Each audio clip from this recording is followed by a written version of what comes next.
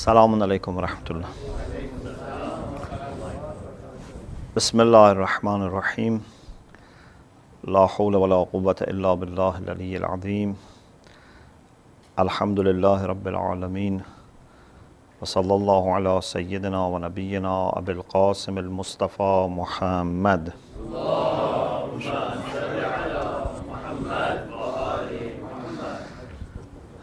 وآله الطيبين الطاهرين لا سيما بقية الله في الأراضين أجل الله تعالى فرجه الشريف. I am grateful to Allah subhanahu wa ta'ala for the blessing of visiting you again here in this center, and I hope inshallah our time tonight would be accepted by Allah subhanahu wa ta'ala as an attempt for understanding better some of our duties towards Allah subhanahu wa ta'ala and towards the truth and towards our community. When we study the Quran and then reflect on our hadith and follow that by studying carefully the works of some of our great ulama who have been outstanding in their knowledge, in their dedication and in their wisdom, we find the same line in the Quran, in the Hadith, and the works of our outstanding scholars, that Islam is not a religion for just individuals. The aim of Islam is not just to have pious individuals. This is very important. We should have pious individuals. But this is not enough. The aim is to have, in the first place, a community of the pious people. Or in other words, to have a pious community, a faithful community. And then, with their struggle, would have humanity united around the truth and justice and virtues. Of course, Allah subhanahu wa ta'ala does not force His plan on human beings, because then it has no value. He says, وَلَوْ شَاءَ اللَّهُ لَجَمَعَهُمْ عَلَى الْهُدَى. Had Allah subhanahu wa ta'ala wanted, He would have brought them together around the guidance, around the truth. It means that that is what we want to have, but He doesn't want to force it. He wants to have that unity around the truth, but that is something that we have to struggle. He wants humanity to have just relations, but He doesn't force it. He sends all the messengers so that people establish that social justice. لَقَدْ أَرْسَلْنَا رُسُلَنَا بِالْبَيِّنَاتِ وَأَنزَلْنَا مَعَهُمُ الْكِتَابَ وَالْمِيزَانَ لِيَقُومَ النَّاسُ بِالْقِسْطِ. So qist is the aim, but لِيَقُومَ النَّاسُ بِالْقِسْطِ. People should learn from the messengers, and under the leadership of messengers and imams, establish this universal justice. So the aim is unity of humanity, but an intermediate aim Assalamu alaikum, is to have a community of the faithful that would be acting as a role model for humanity, and then humanity would be inspired and they would follow their example. كذلك جعلناكم أمة وسطا لتكونوا شهداء على الناس ويكون الرسول عليكم شهيدا. In the same way that Rasulullah is a witness over Ummah, لَقَدْ كَانَ لَكُمْ فِي رَسُولِ اللَّهِ أُسْوَةٌ حَسَنَةٌ. So Rasulullah is uswa, is an example, is a witness. كَذَلِكَ جَعَلْنَاكُمْ أُمَّةً وَسَطًا لِتَكُونُوا شُهَدَاءَ عَلَى النَّاسِ وَيَكُونَ الرَّسُولُ عَلَيْكُمْ شَهِيدًا. You should also be witnesses for people. So we should have an ummah inspired by the example of the Prophet, by the examples of Imams and previous prophets, who would then themselves become examples for other people. And then humanity would follow this path. So we are not only interested in having pious individuals, we want to have pious community, and then inshallah a pious humanity, or at least a just humanity. At least justice has to be observed as a bottom line. But we believe that humanity, with the nature, with the fitrah that Allah has given humanity, if is treated with justice and dignity, most of them would also become virtuous. It's not that they would remain at the level of justice. So we need to have community of the faithful. If we refer to some verses of the Quran, I think this becomes more clear. I just mentioned some examples, but this discussion is very broad. And Allama Tabatabai Rahmatullah Alayh in Al-Mizan has studied this, and he makes a very bold statement actually. He says there is nothing in Islam except that has social aspect. We don't have some, for example, issues which are personal and some are social. He says everything is social. Even salat is coming with social dimension. Fasting, hajj, everything, charity. You cannot find anything which has no social dimension. So, for example, one of the things we find is when it comes to the way Allah subhanahu wa ta'ala addresses believers. You find many times Allah subhanahu wa ta'ala says in the Quran, Ya ayyuhal ladina amanu. Many, many times. Oh, those who believe. But you don't find Allah subhanahu wa ta'ala says, Ya ayyuhal ladhi amana, or Ya ayyuhal mu'min.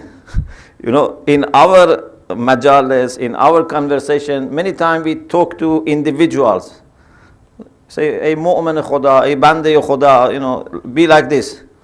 But the way Allah subhanahu wa ta'ala talks to people is Ya ayyuhal ladhina amanu.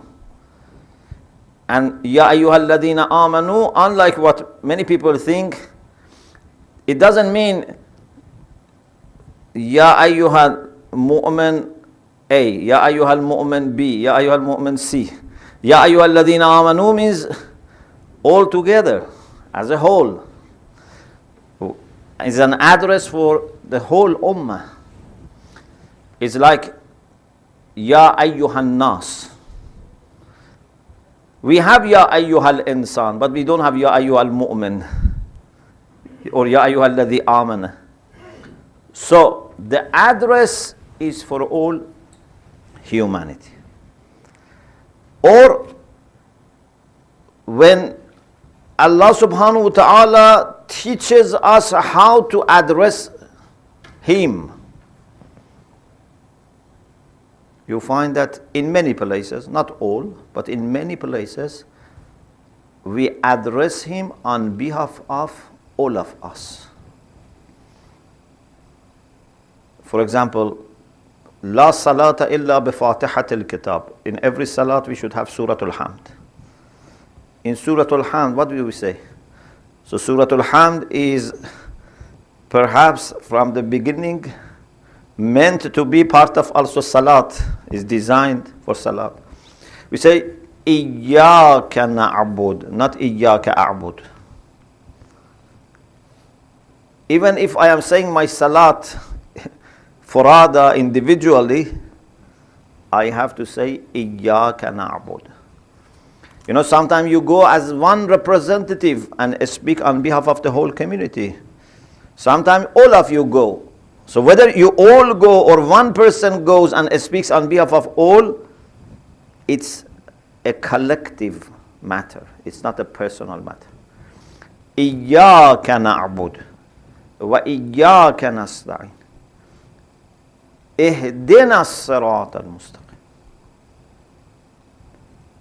And also, when we want to make the contrast, again, we don't refer to bad individuals who have gone astray. We also refer to the group, the whole community, who are maghduba alayhim or who are dhalin, not individuals. This continues till end of Salat, when we want to finish our Salat. Assalamu alayya or Assalamu alayna. Assalamu alayna wa ala ibadillah as-salih. Not Assalamu alayya. Assalamu alayya. Or so much emphasis on Salatul Jama'ah, to the extent that I think there is no exaggeration to say Salat is designed to be said in Jama'ah. But we are forgiven if we do it for other. But the main plan and design is to be Jama'ah.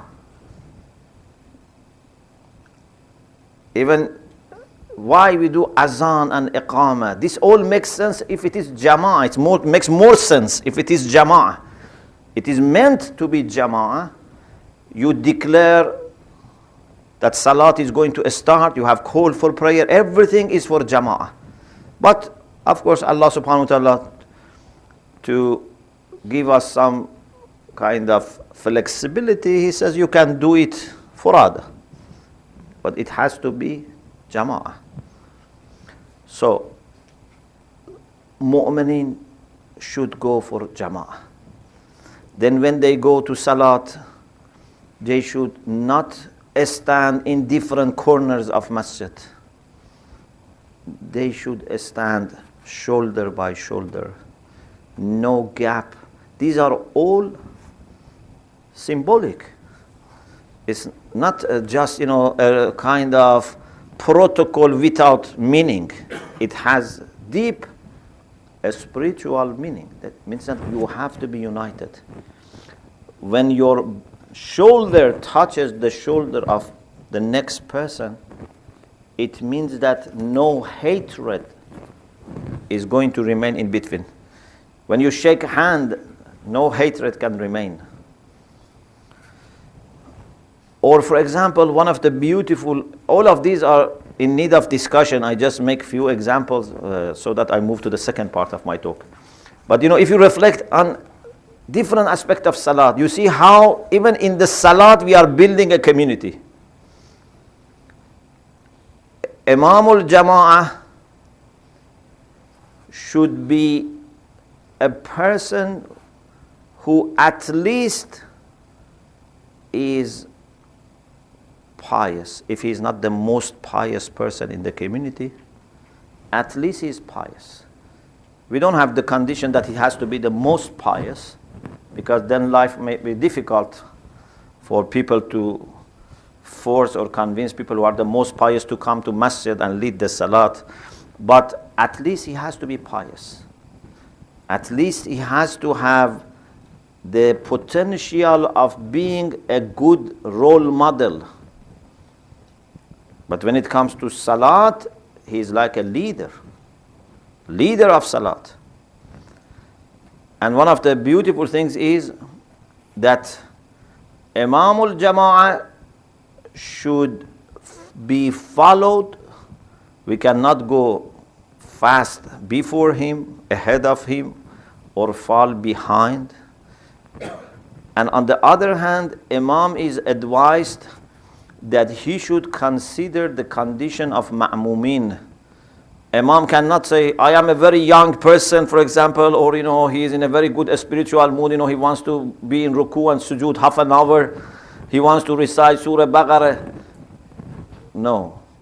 Adha'aful ma'mumin. We should consider the condition of the weakest member of the congregation. But have you thought about this? What is the implication? When Imam can consider the condition of Az'aful Ma'mumin, when he knows every member of the congregation, and he knows who has back pain, who has knees arthritis, he must know all these things so that he can consider that. It means that you are dealing with a group of people who have very close ties and bonds. They know each other. One person who doesn't come, they know he's ill, they go and ask about him.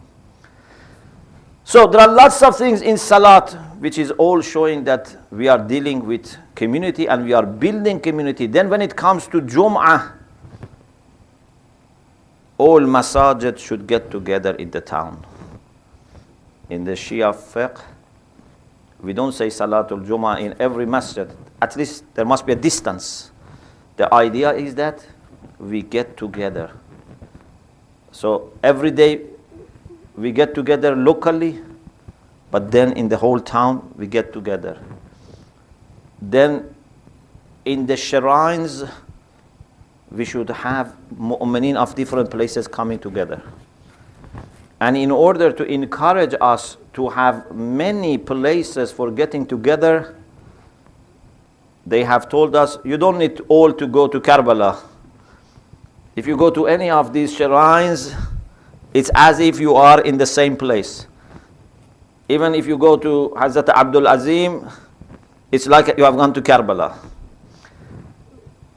When you are standing next to the gate of Imam Raza's shrine and you ask for permission for entrance, you say, Allahumma inni waqaftu ala babin min abwab buyut nabiyyik. I'm entering house of the Prophet. This is one of the entrances of the house of the Prophet. The idea is that mu'mineen understand that whether they enter from Karbala or Najaf or Samirra or Qazimain or Mashhad or Qom, they are connected to the house of the Prophet and they can get reward, they can get light. But the social impact of is that all these places become crowded. Mu'mineen from all over the world go to these places. I'm not going to say they are equal 100%, but I'm saying that when it comes to encouragement, we are encouraged to go to all of them. So, there is a plan to have mu'mineen together, daily basis, weekly basis, annual basis. Then when it comes to Hajj, it is so important that Imam Mahdi Ajjalallahu Ta'ala Farajahu Sharif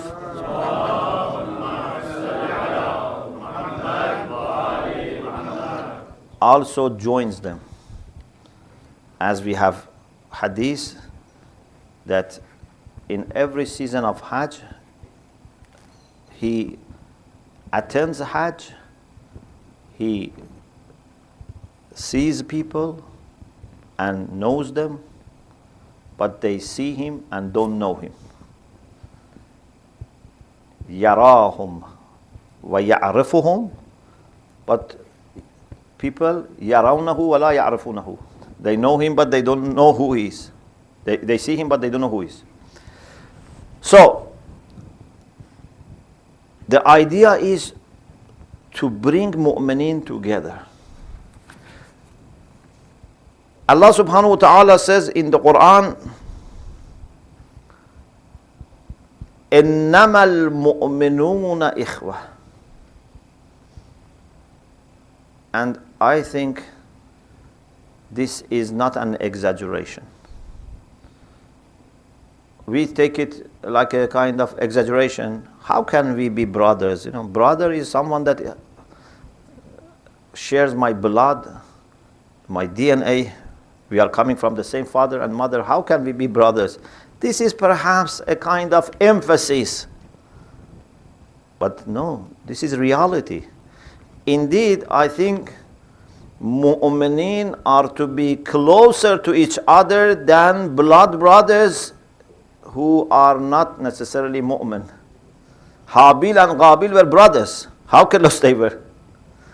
Two mu'min should be closer to each other than blood brothers who are not mu'min.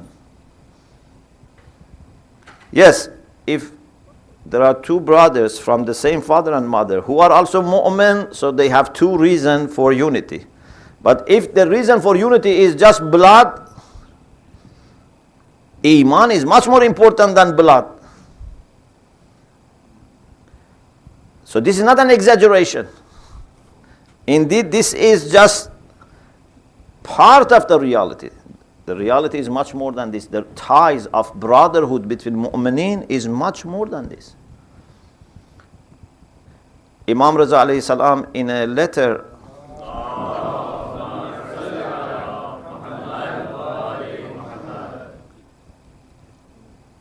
to the mu'mineen, to the Shia of Abe and Save, that area in central Iran, says that mu'mineen are like brothers and sisters from the same father and mother. Even not, for example, same father but different mothers, or same mother, different fathers. The same mother and father. This is to show the closeness of this relation. Another expression is mu'mineen are like one construction, one building, one castle. We have hadith that mu'mineen are kalbunyan. In the Quran we have إن الله يحب الذين يقاتلون في سبيله صفا كأنهم بنيان مرصوص. But if someone thinks that this is only for mujahideen, no, hadith says all mu'mineen كالبنيان يشيد بعضه بعضا. Each mu'min is like a brick, but community is like a building. These bricks come together under a management, under a design. Everyone takes a role and remains loyal, and then you can build upon them and have a construction. Sometimes I say to brothers and sisters when we talk about unity of the community, I say if we don't have unity, we are like bulk of bricks. Imagine if we have 1, 2, 5, 10 lorries and they unload lots of bricks in a land. What is the benefit? If you are just going to have them and watch them, what is the benefit? Lots of dirt, will be produced. They occupy the space. And if you are not going to use them to build something, it's better not to have them because it's just creating problem. The beauty of bricks are when they are put together and something solid is built. If it is just bulk, what's the benefit? If mu'mineen are in thousands in number, but divided and scattered, what's the benefit? It would be like Shia of Amirul Mu'minin alayhi salam.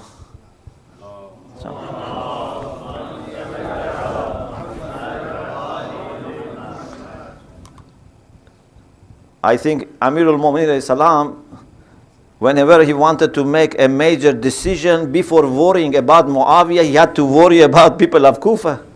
What would be their reaction? You know the story of Salat Taraweeh, that when Amirul Mu'minin told Imam Hassan after he became Khalifa, go and ask them not to say this. Imam Hassan alayhi salam went and said not to say Salat Taraweeh. Then they started protesting, objecting, creating noise. Wa sunnata fulana. And then Amir said, what do they say? He said, they are protesting. He said, leave them. You know, sometimes people think that Ahlul Bayt alayhimus salam never showed flexibility, but this is not the case. They also sometimes showed flexibility. Amirul Mu'minin showed flexibility. Imam Hassan alayhi salam showed flexibility. Rasulullah showed flexibility in Hudaybiyah. So sometimes you have to show flexibility. So people in Kufa didn't listen to Amirul Mu'minin. So what is then the value of 1,000 people or 100,000 or 1 million if they are not going to listen? Even someone like Amirul Mu'minin says, La ra'ya liman la yuta'. What's the value of opinion of someone who is not followed? If 1 million people don't follow Imam or 1,000 people don't follow Imam, what's the benefit?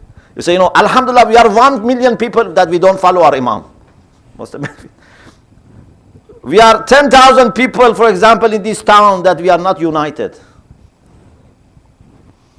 Some years back in one city, I don't say which city,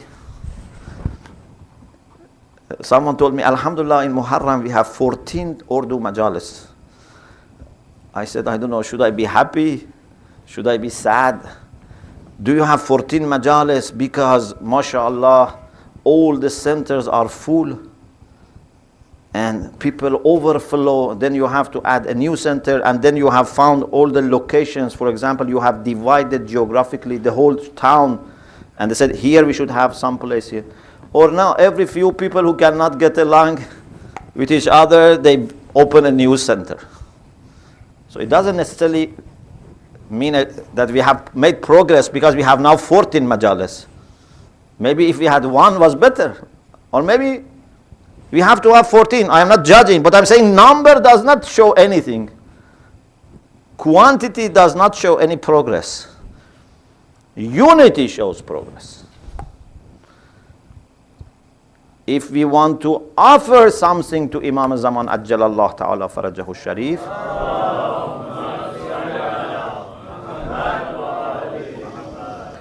in my humble opinion, but I say it with thinking, I'm not saying just right now something has come to my mind. I say it with thinking. My humble opinion is that the best thing that we can offer to Imam Mahdi is a united community. If you say, oh Imam, we have made hundreds of buildings for you. He says, I am not a real estate, person. I am not a developer. I have no interest in buildings. I want these buildings so that you get united and form a community. Oh Imam, we have, hundreds of majalis for your grandfather Imam Hussein. But then you hate each other? What is the value of majalis if you don't, get united? The most valuable thing that we can offer to Imam Mahdi is that, Alhamdulillah, we are 40 people united. This is much better than 40,000 divided. We are 40 people that we die for each other. That's the best thing. If someone can say to Imam Zaman, we are 40 people, we die for each other. Not just we die for you. We die for each other. To die for Imam is not a big thing. Everyone claims that to die for each other. Amirul Mu'minin alayhi salam said,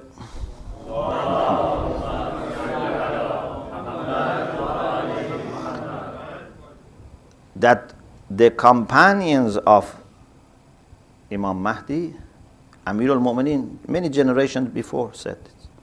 The companions of Imam Mahdi are those that are very determined. Very determined. You don't find weak people among the companions of Mahdi. They are so determined that لو هموا بإزالة الجبال الرواسي لأزالوها.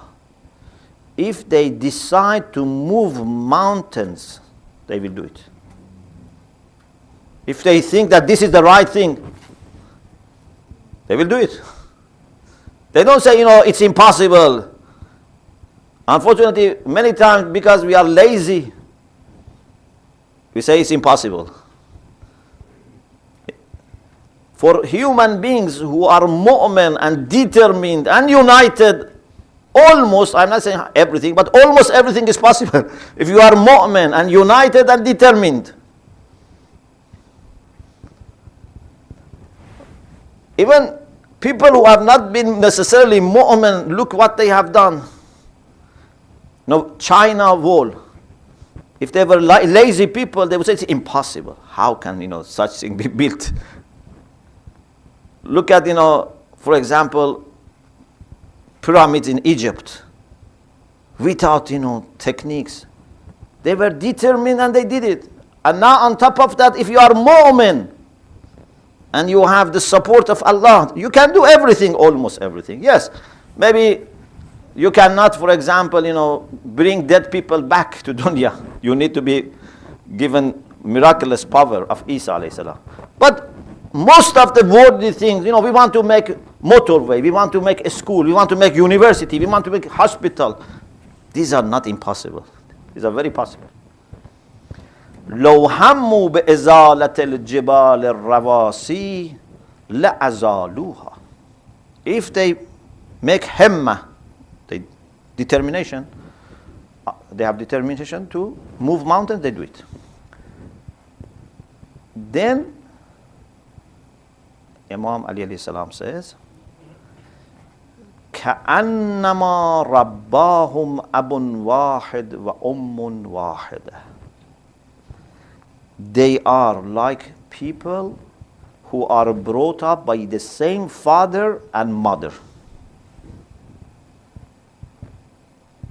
I don't know if you have seen, for example, I have seen families who have adopted children from other nationalities. For example, this person is, say, English, but has adopted a child from Asia.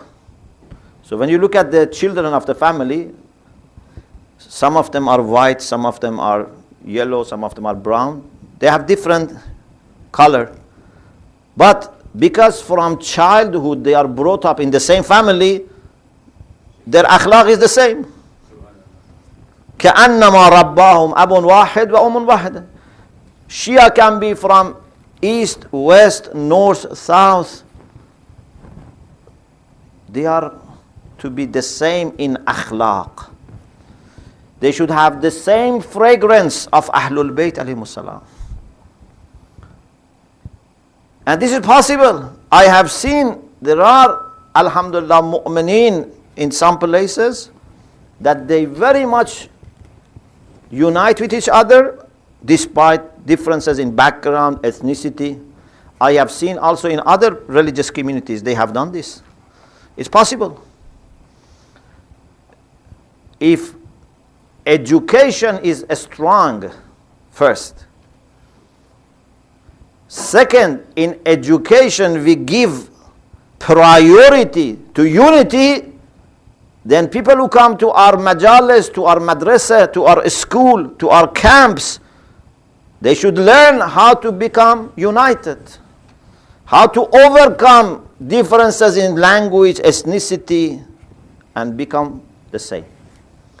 كأنما رباهم أب واحد وأم واحدة قلوبهم مجتمعة بالمحبة والنصيحة.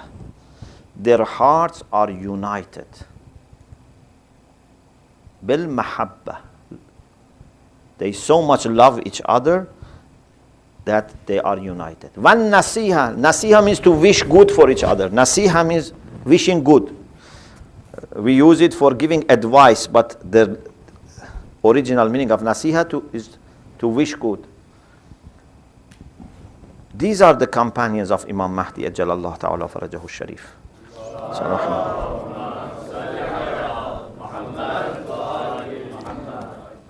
Those 313, and then those who come after them in rank, they are not from same nationality. They may not speak the same language as their mother tongue.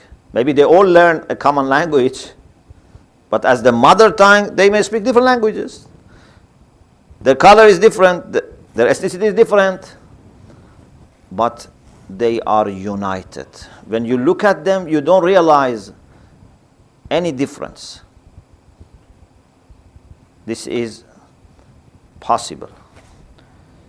You know, imagine even in the world of business and corporations, if you go to any shop, any office of these big brands, I don't want to mention names, you receive the same service. If you go to a customer service of these brands in any part of the world, you receive the same treatment. The product is the same, protocols are the same. It's not that in every country is different. Or for example, you know, these drinks, again, I don't want to mention name, but if you take this drink in Canada or US or Pakistan or India or China, it's the same taste.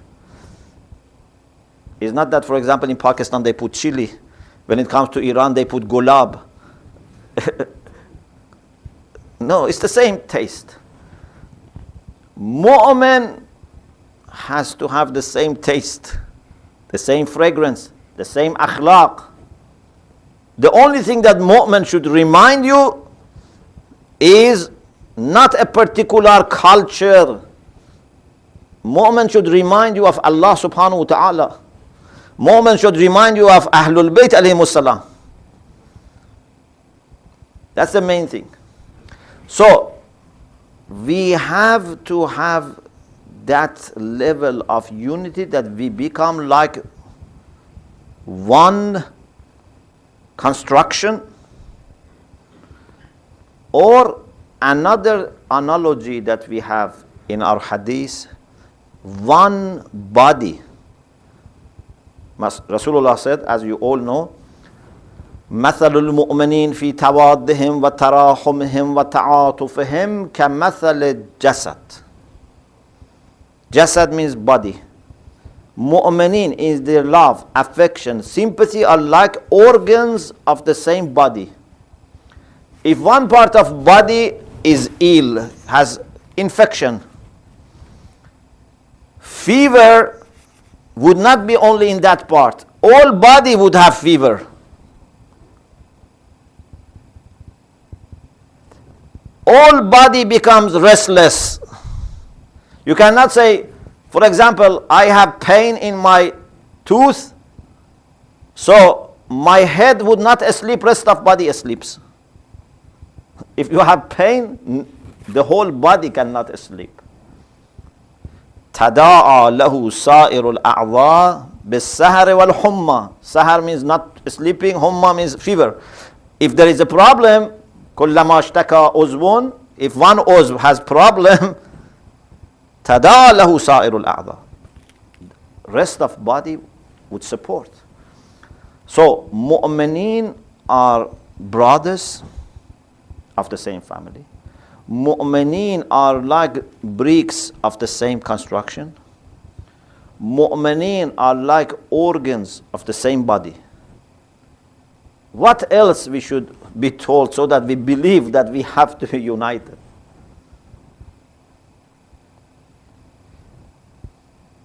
How we can reach this? Very quickly.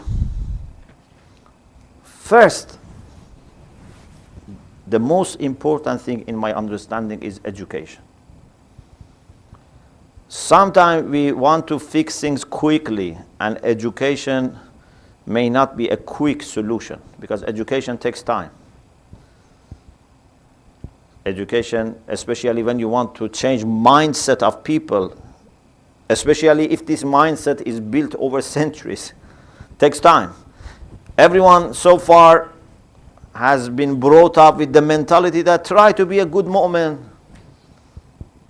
But now we are saying it's not enough to be a good mu'min. You have to be a good member of community of mu'minin. It's two things. To be mu'min by your own is easy, but if you are told to be a good member of community of mu'minin, is much different. We have to work on changing the mindset of people.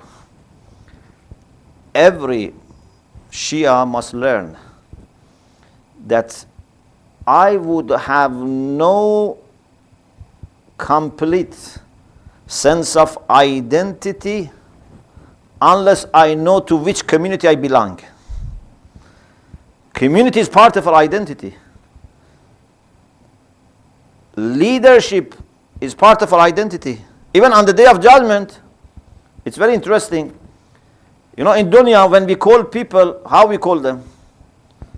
Either we call them by their name or the name of their father, or in some countries maybe by tribe. If they want to introduce people or identify people, say members of this tribe. Or by their own name or name of their father and grandfather. But on the Day of Judgment, this is not the way to identify people.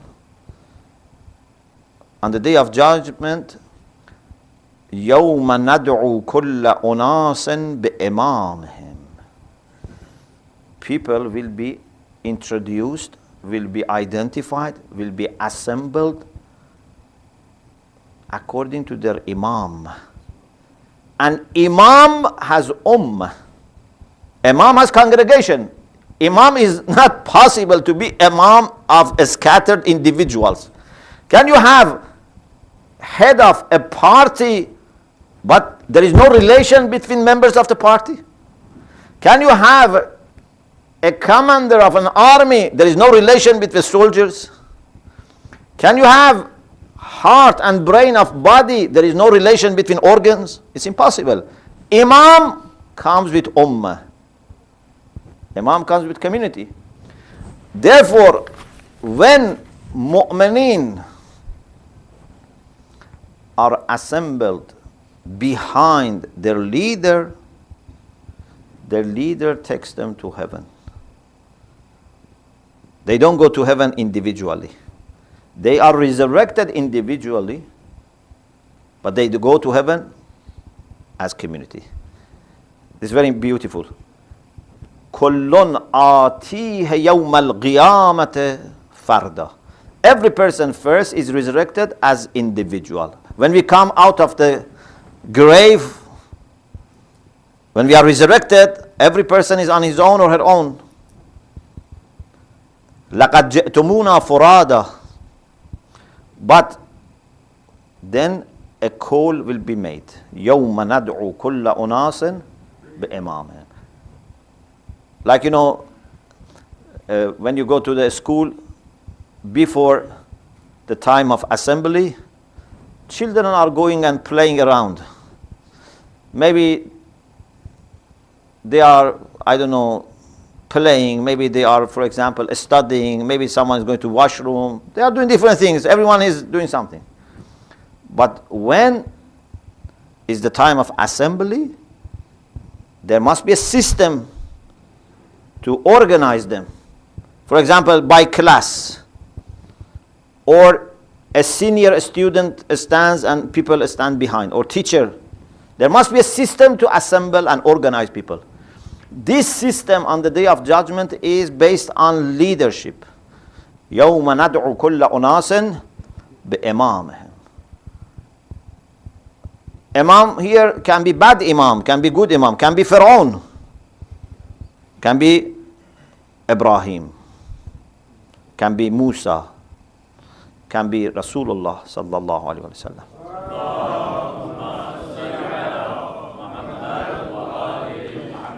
When it comes to Fir'aun, Allah says, يَقْدُمُ قَوْمَهُ يَوْمَ الْقِيَامَةِ. On the day of judgment, he would be the leader of his people, فَأَوْرَدَهُمُ النَّارِ, but takes them to hell. How they go to hell? Together. Because in dunya they were together. Fir'aun doesn't like this. He wants to do, bara'ah. إِسْتَبَرَّأَ الَّذِينَ اتُّبِعُوا مِنَ الَّذِينَ اتَّبَعُوا.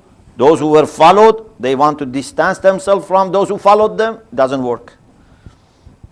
Those who followed them want to distance themselves by saying, يَا لَيْتَ لَنَا كَرَّةً فَنَتَبَرَّأَ مِنْهُمْ كَمَا تَبَرَّوْا مِنَّا. They say, we wish we could going back to dunya and distance ourselves. It's not working. Therefore, سِيغَ الَّذِينَ كَفَرُوا إِلَى جَهَنَّمَ زُمَرًا. So, fardan should Sarah became Zumaran. Mu'mineen سِيغَ الَّذِينَ اتَّقَوْا رَبَّهُمْ إِلَى الْجَنَّةِ زُمَرًا. Anyway, in our education, we have to put this message from nursery up to university and Hose, that we are part of a community. My understanding of my own identity is shaped and formed by my belonging to community of mu'mineen. If there is anything good, is for all of us. If there is anything bad, it's for all of us. Not that, I make my own arrangements and I just benefit from community. Look at du'as, how much emphasis is put on thinking about community. In du'a iftitah, Allahumma inna nashku ilayka faqda nabiyyina wa ghaybata waliyina. Inna.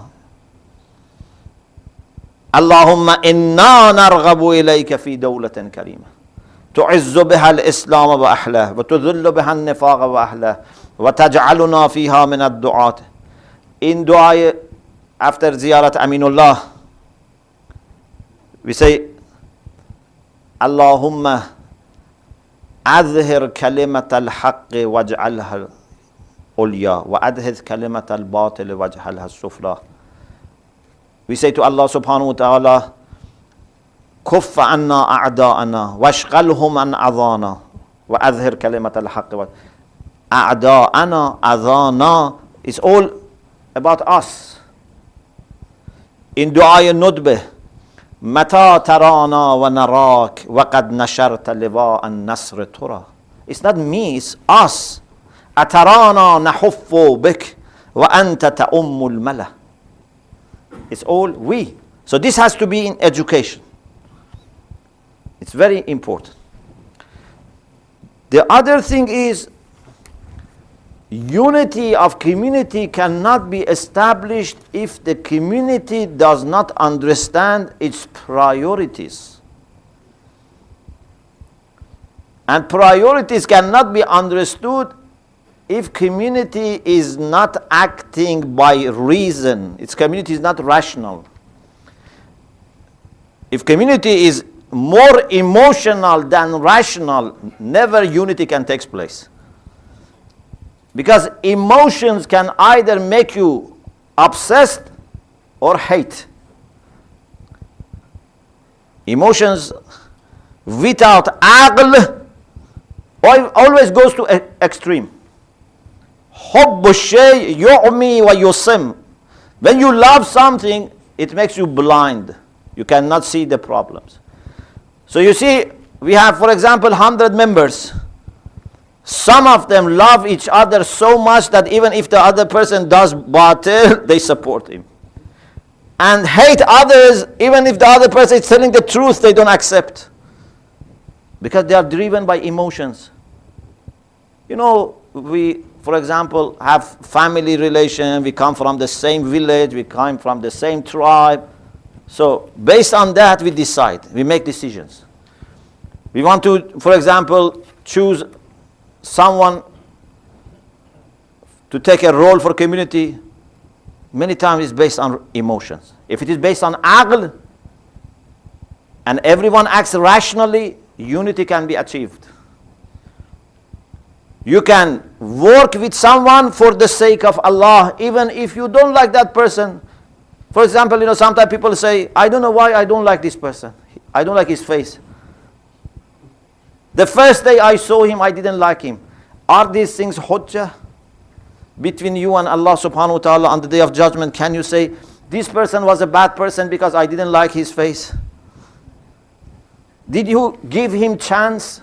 Did you ever try to be a close person to that person? And then many times you see, I'm not saying always, but many times you see the people that you didn't like, actually they're very good people. It's not that everyone is a person whose heart is so, gifted by Allah subhanahu wa ta'ala with vision that can distinguish people by just looking at them. So this is mu'min, this is not mu'min. 99% of people don't have this vision. We love people just because of our upbringing, because of customs, many things. If you come to a place and one person every time greets you and respects you, offers you his place, you will love him. If he doesn't do this, you don't love him. Many things are just so simple like this.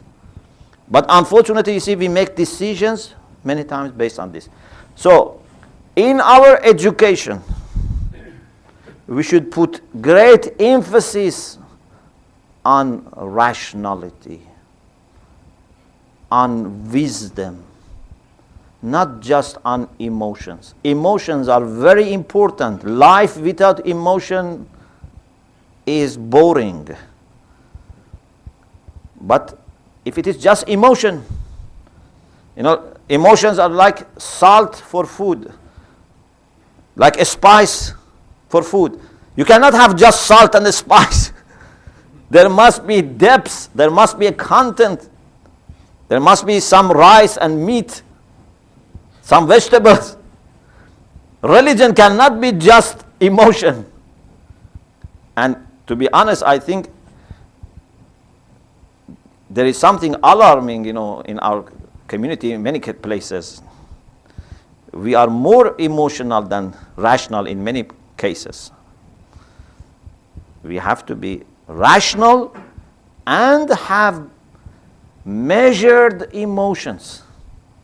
Not to have emotions is bad, but to have excessive emotion is not, good. Rational. If we are rational, then for the sake of Allah subhanahu wa ta'ala, we can 25 years like Amirul Mu'mineen work with the people that we don't have any emotional ties with them. This is what we need. Who has more emotional concerns than Amirul Mu'mineen? If he was supposed to be emotional, he has more reasons than anyone else in the world to act out of emotion. I don't want to explain the details. But if there is any person that is supposed to act according to emotion, it's Amirul Mu'mineen. But you don't see emotional behavior. Pure wisdom. Pure aql. If for the sake of Islam, he has to work, even give advice, even give support to the people that he doesn't have emotional affinity with them, he does it. This is what we need. So, the second thing is working on increasing the standards of rationality and aql. Imam Kazim alayhi salam says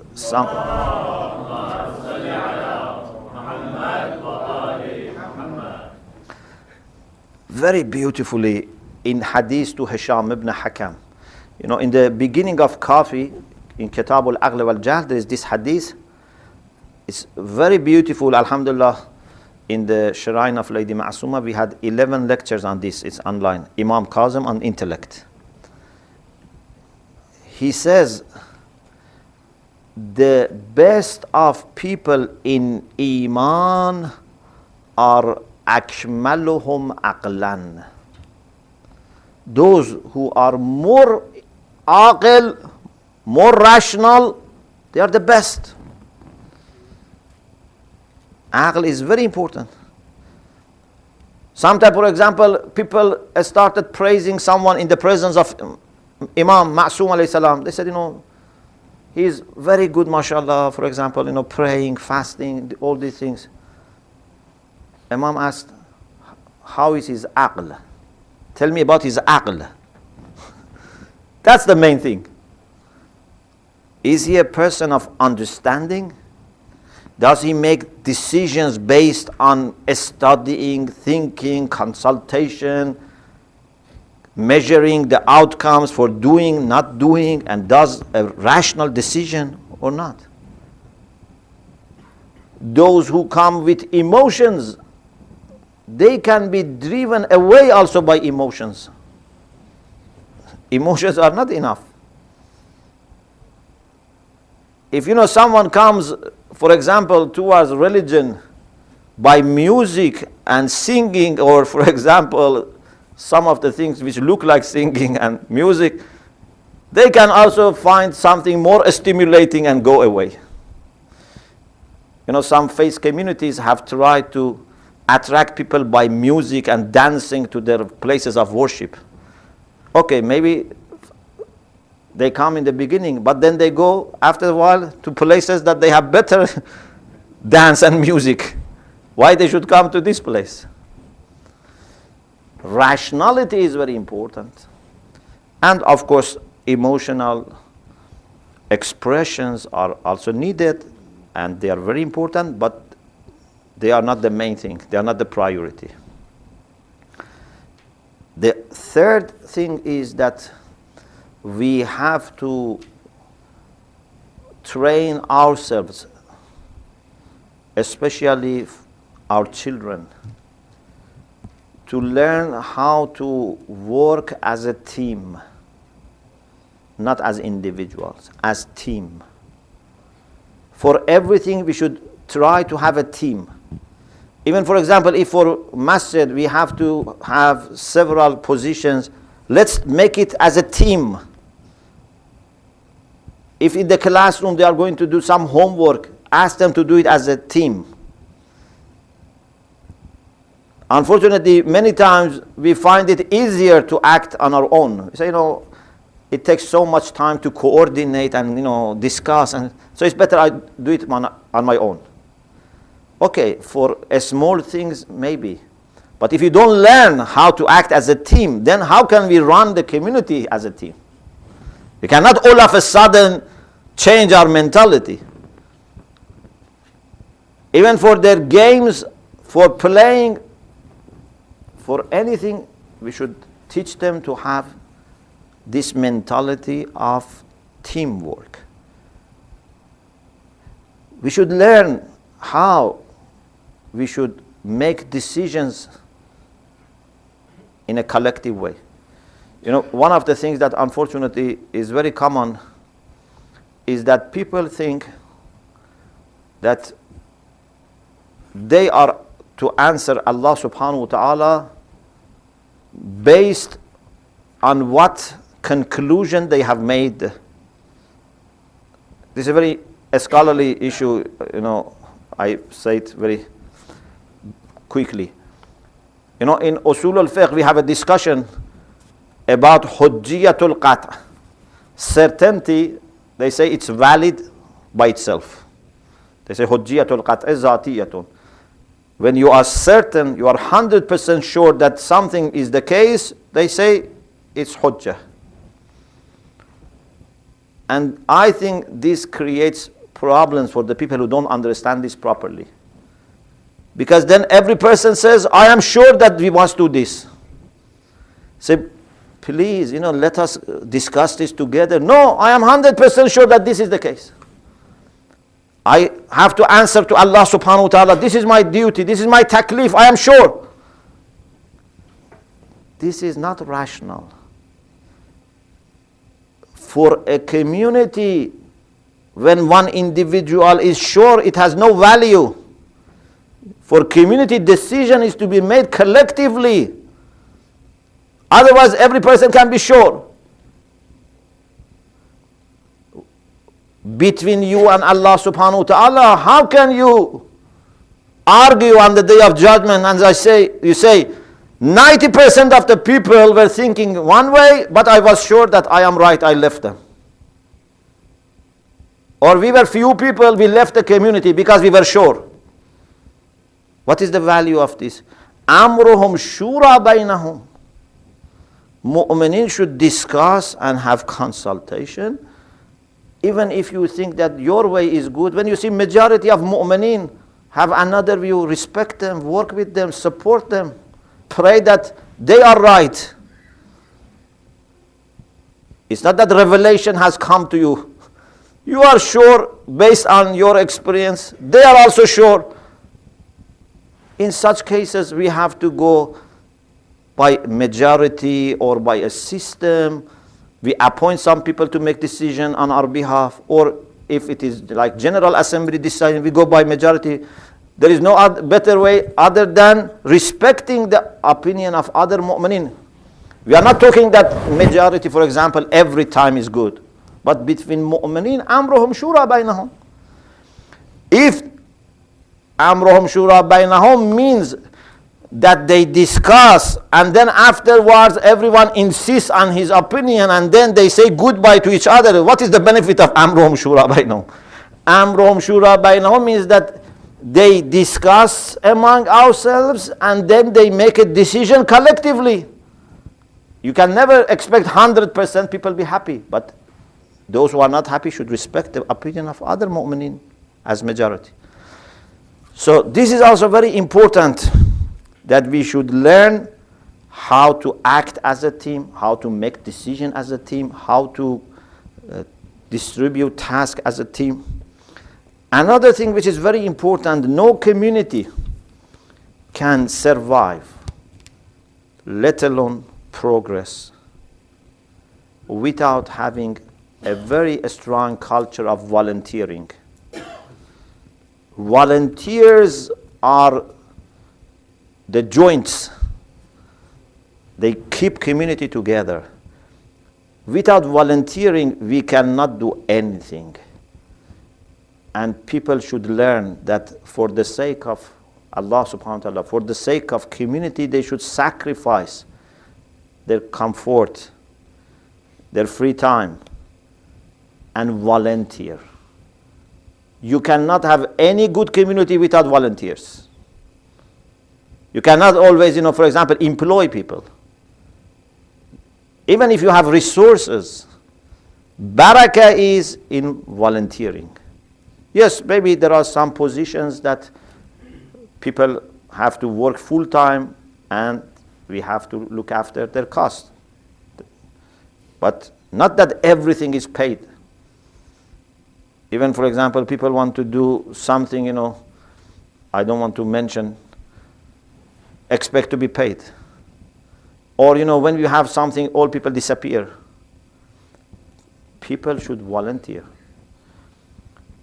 So, if you look at this beautiful passage in Du'a Nudbah, it's teaching us volunteering. هل من معين فأطيل معه العبيل والبكاء.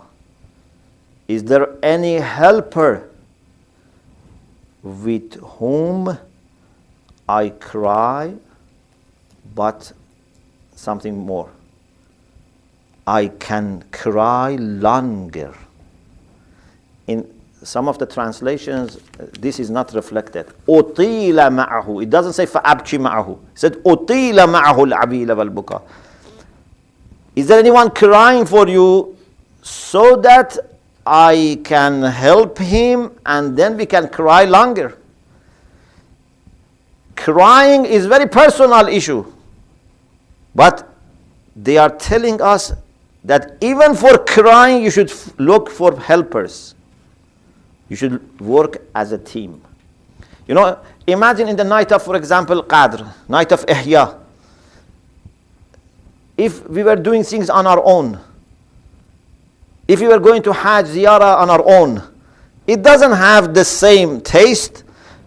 It doesn't have the same chance of acceptability to Allah subhanahu wa ta'ala. Plus, you may not have energy when you are on your own. When you see and look at other mu'mineen, you give energy to each other. And yadullah ma'al jama'ah. Allah helps us. When we want to clean masjid, if we work together, we get energy. But if everyone says, I come on this time and I do it, for example, my part on my own, he becomes tired. But if we work together, each of us can work more. هل قضيت عين فصاعدتها عيني على القضاء. Is anyone in pain and his eyes are bruised and injured so that my eyes take part of the pain? So you want to volunteer. Even you want to volunteer by offering your eye, taking pain of someone else. It's the beauty of community. هل من جزوع فأصاعد جزعه إذا خلا هل قضيت عين فصاعدتها عيني على القضاء. We don't have time to explain. The other thing I just mentioned quickly is organization. We need to organize ourselves. In every center, there must be organization. Between centers in the same town, there must be some kind of organization. They can be independent. I'm not saying they must be independent or not independent. But there must be some kind of coordination at least. Some level of organization at least. How can you be working for the same imam and for the same cause, but you are not working together? Which party can survive like this? Which army can survive? Which corporation, company can survive like this? That the people who are working for that company, they don't coordinate. And everyone thinks he understands better than others. This is impossible. There must be some level of organization. And this must then bring all the mu'mineen from all over the world under one organization. We have to work towards this. The other thing is that we have to train ourselves for being good disciples, good followers. This is my last point. Nowadays, many people have courses on leadership. I am not against it. But I say the way I understand is that you don't need to be trained as leader. You have to be trained as follower. Good followers become next leaders. Good students become next scholars. If I go to the lecture of my teacher and I want to become like him, and from now on I am thinking of replacing him, or if I go to Marja and I want to replace Marja, courses on Marja'iyah, this is not making sense. If you study the history of Maraj, the most loyal, the most obedient students learn and then they become Marja. Not because they wanted to become Marja, not they had the ambition, not that were trained for that. They so much respect and love and follow the Marja, they become like. If you look at, for example, Amirul Mu'minin alayhi salam.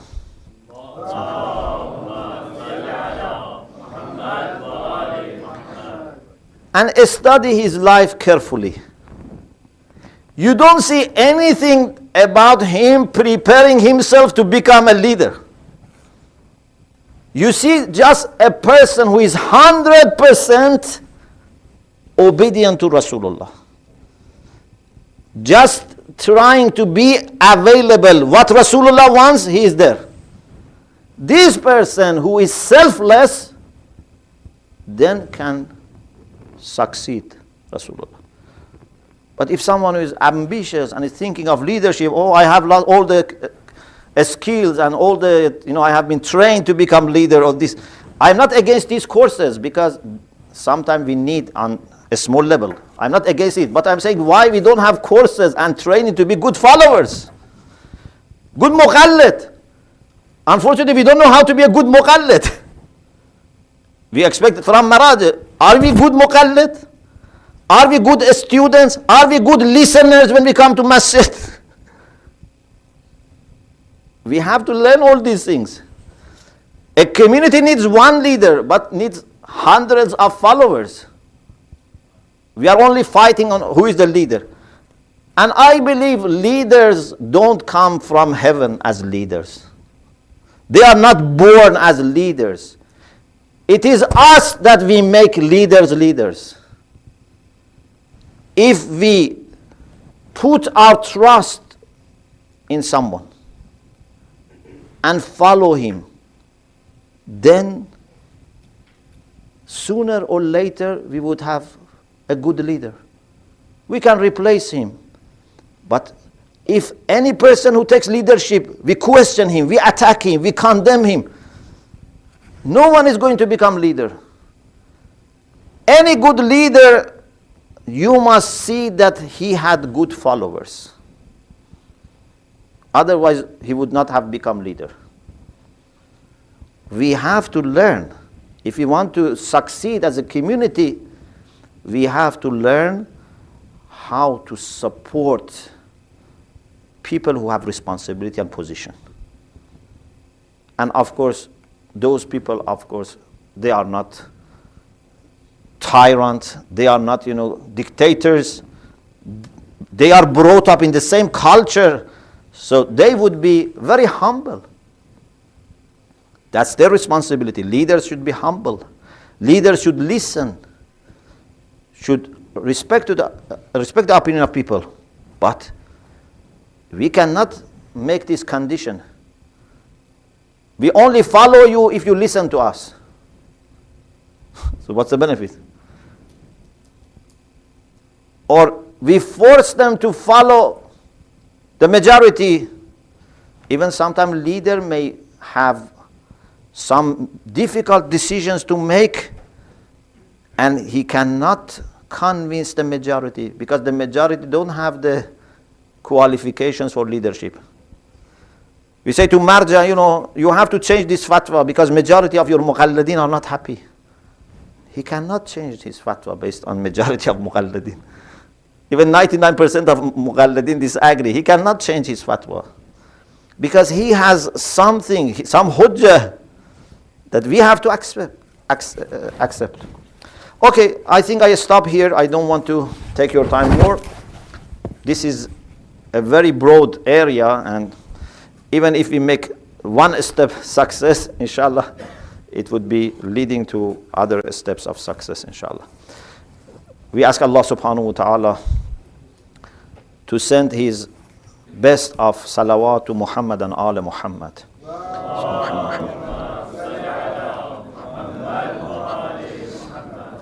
Oh Allah, please enable us to understand the true message of Islam, the true message of Ahlul Bayt alayhimus salam, and become examples of those beautiful teachings of Ahlul Bayt for others. Please enable us to establish unity in our families, in our communities, and worldwide. Please enable us to prepare for the coming of Imam Zaman Ajjalallah Ta'ala Farajahu Sharif and be at his service after he comes. Please make our Imam Zaman happy and pleased with us, and please accept his du'as for Faraj and for his Shia and for all humanity. Please give shifa to all people who are ill, especially people that brothers and sisters here have in mind. Please give them shifa. Please forgive all marhumin, especially those who have rights upon us, our parents, teachers, ulama, martyrs, maraja. Please forgive marhumin of the brothers and sisters who are here. Please keep us and our children always on the right path, away from calamities, especially those calamities which relate to our faith and iman. Please keep us away from them. And please make the last moment of our life the best moment of our life. وآخر دعوانا أن الحمد لله رب العالمين.